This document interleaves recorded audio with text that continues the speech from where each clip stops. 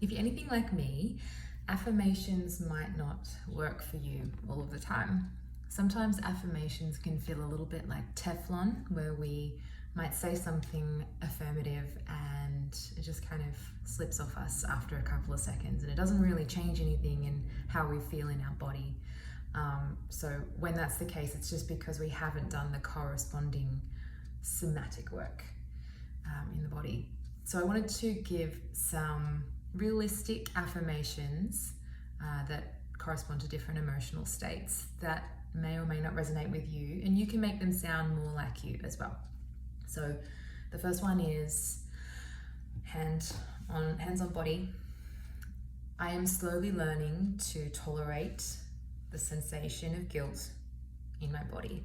This is a good one for people pleasers who feel really guilty after setting boundaries. So that's a nice one to say. Tolerating guilt in our body is a big one for people pleasers. Second one, I'm allowed to feel sad. I don't need to question why. Third one, I'm noticing a lot of anger in my body and I need to let it move. So anger needs to move, so we can affirm that we need to move that anger out, and we can get up and shake, or we can go for a walk around the block. But it's not very good to sit still when we feel a lot of anger in our body. Fourth one, it's very simple, just today feels hard and it's okay to feel off. So many times I see people and they question their emotions. They might feel an emotion in their body and their brain says, but I'm not allowed to feel that way. And so they're at odds with each other. And then they get stuck in that emotion for ages because they're resisting it.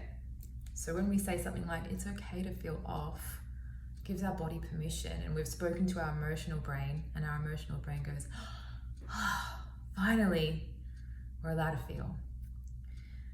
The fifth one is, I'm sensing a lot of fear in my body right now, and that is hard for me to be with, because it might be.